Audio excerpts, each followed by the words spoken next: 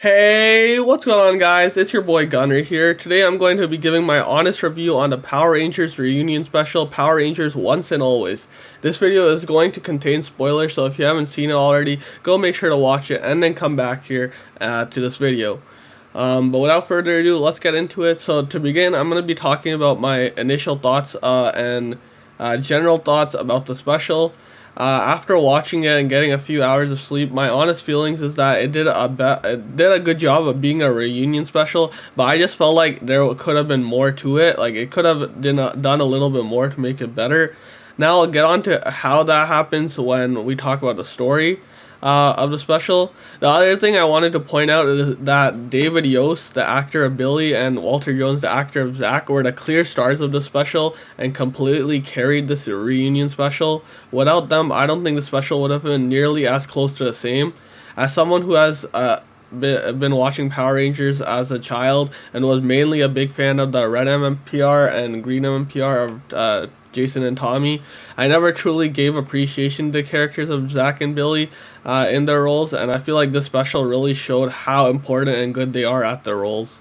Now that I've gotten my initial thoughts out of the way, let's break down the special. So it starts out with Billy fighting a bunch of Putty and Rita with the Rangers, shortly joining afterwards. And I'm not gonna lie, the new MMPR remix theme playing in the background while they were fighting hits great. I loved it. It really brought back the nostalgia of MMPR, and it was a great beginning fighting scene. During the fight, Robo Rita was about to blast Billy with a spell that was going to kill him, but that's when Trini jumps in the way and saves Billy's life while taking away hers. I thought this was a great way to canonly explain Trini's death, as we know her actress Tui Trang passed away, so I thought it was well executed. Rita then retreats to the dark dimension, and we head to a scene where Billy and Zack are in Trini's home, talking about how they're gonna address Trini's death to her daughter. But that's when Trini's daughter comes into her room, overhears Billy say that Rita Propulsa kills her mother. We then get a 1 year time skip from exactly when Trini died, where we see Min, Trini's daughter, training in the outdoors. We find out that Zack has been watching over her and taking care of her after leaving his job as a congressman, which I thought wrapped up well with the whole peace conference thing, where he had to leave for the peace conference. They get ready to head to Trini's grave when they get interrupted by hearing the other Rangers transform. Zack quickly goes and joins them. Honestly, I wish instead of doing a time jump of 1 year, they just showed us Trini's funeral and the emotions that the Rangers and Min would go through at Trini's funeral. I think that would have been a lot more emotional and hit with the importance of her death. Anyways, going back to the Rangers, Rita is back and she's brought two old friends with her of Snizard and Minotaur as robot forms. The Rangers fight against Snizard and Minotaur and Rita, and Zack says the line, "Zack is back in black," which was such a great line, not going to lie. I think I enjoyed it a little too much. Anyways, Rita also made a new machine that requires power, and Snizard has a power where he can touch rangers and poison them and turn them into like action figures, specifically the Lightning Collection action figures, which I thought was pretty funny. And she can use those figures to power her machine. Snizard manages to convert the red, green, and pink Rangers into figures, and Zack and Billy take the Radbug 2 and retreat away. We then get a scene of Zack and Billy talking about their predicament. At this point, they still aren't too sure what Rita's machine does. Min interrupts their conversation by saying we have to destroy Rita, and she wants to join them as a Yellow Ranger. You can tell Min is full of vengeance and hatred for what Rita did to her mother. Zack and Billy reiterate that she can't help and she's not a ranger, she can't be a ranger. That's when Min gets really mean and blames everything on Billy. I'm not going to lie, at this point into the special, Min really felt like more of an annoyance than an actual good character. Like, I get that she wants revenge for what they did to her mother, but she's acting completely out of line towards everyone, especially Billy. We then go into a scene at the Bandana Palace where Robo Rita continues to power her machine with Ranger energy when she realizes that the process is taking too slow and that she needs more Rangers to fuel her machine. Minotaur is able to track down the Rangers if they are morphed, so Rita decides to spawn putties all around the world to lure out Rangers to be captured by Snizard and Minotaur to power Rita's machine. Back with Billy and Zack, we are at the new command center where we get to see Alpha 9 for the first time. I love the little handshake that Alpha and Zack had. I thought it was pretty cute. Billy comes to realize that Min was kind of right. It was all his fault. We then get a flashback of Billy and Alpha 8. They were apparently trying to bring back Zordon from the Z-Wave, but everything goes wrong and some dark energy appears and consumes Alpha 8, which turns Alpha 8 into Robo Rita, and we kind of get the backstory of how Robo Rita came to be. She's back for revenge on the Rangers, and that's when Billy leaves the command center and loops back to the intro scene that we saw in the beginning of the special. Back in the present, Alpha 9 gets an alert that there are putties causing havoc all around the world. They initiate the Bandora protocol to alert all Rangers, and that's when we see Catherine to teleport to the command center, where we get our first mention of JJ, Tommy and Kat's son, which was pretty exciting. I wish they actually included him as a character to maybe even take over the Green Ranger mantle. But I understand why they decided not to explore the path when Jason David Frank just recently passed away. But I'm glad that we at least got a mention of JJ. We also get to see Rocky back, who was about to have some noodles for lunch, but then he got teleported to the command center. We then get seeing Min training and talking about getting revenge and becoming a ranger. Again, this felt more like an annoyance. It felt like she was trying so hard with her character that it just made her kind of unlikable for me. She gets an alert on her phone and sees that putties are attacking at her school in Angel Grove, so she tries to go and help over there. We go back to the command center where Alpha 9 gives Rocky and Cat proxy power coins, which allow them to morph into Rangers. We then get a great scene of Zack leading the chant, "It's Morphin time." This is the first time we get to see them and do their dino chants and transform. I wish they actually spent the time to give each Ranger animations for the transformation instead of being lazy and just showing a Red Ranger helmet.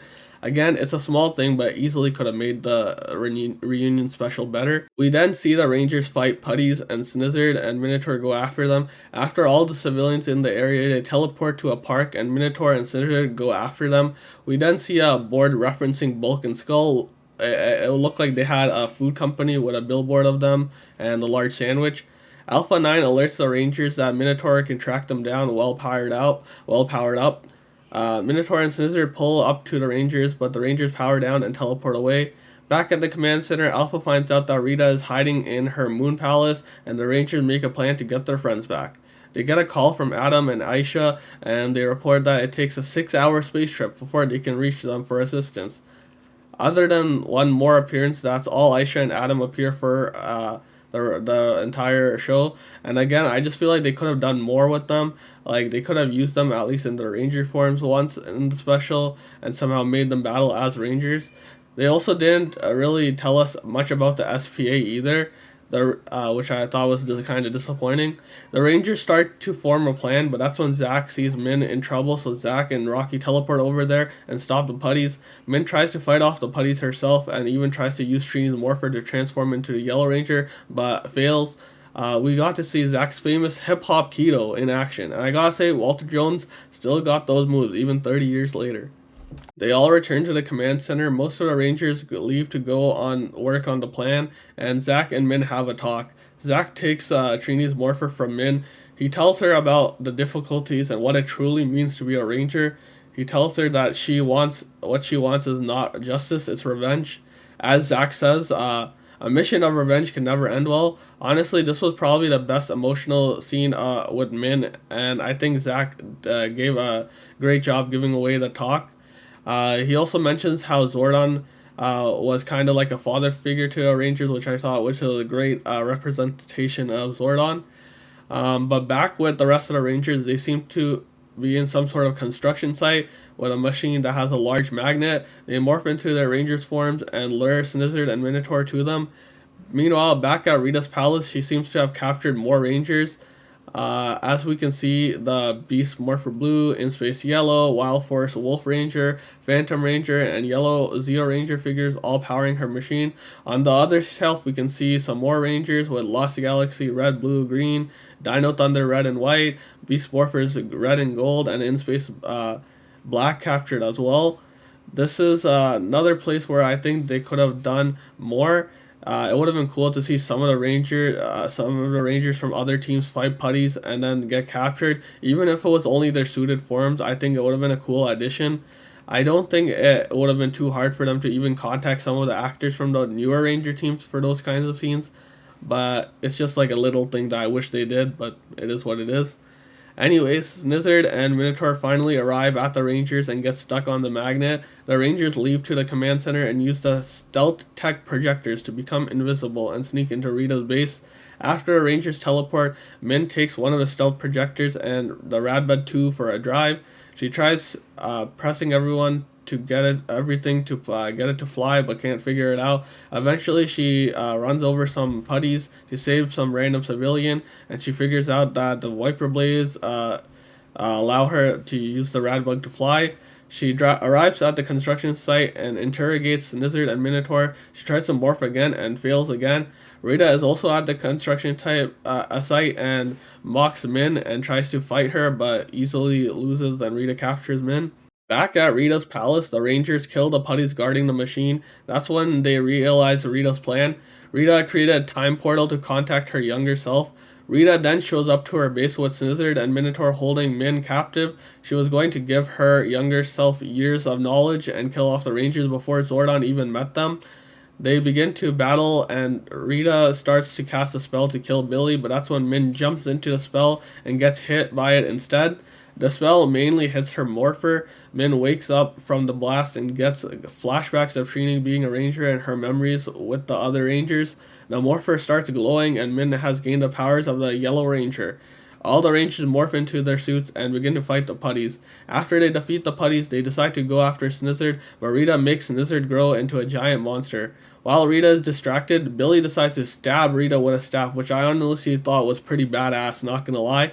Billy and Min go into the Zords, and the Zords coming into battle themselves actually looked pretty good. My issue is that when the Zords actually turn into the Megazord, the animation and CGI of the Megazord and Snizard fight was absolutely horrendous. I honestly thought it was pretty terrible, and I wish they had just stuck to the normal Megazord fights that we usually get with Power Rangers instead of going full CGI. It just did not work here. It feels like they hired some random guy from Fiverr to do the fight scene. Seriously, like, it just did not feel well, like the whole fight scene. The other Rangers fight off Minotaur, and Rocky stabs him in the chest and kills him.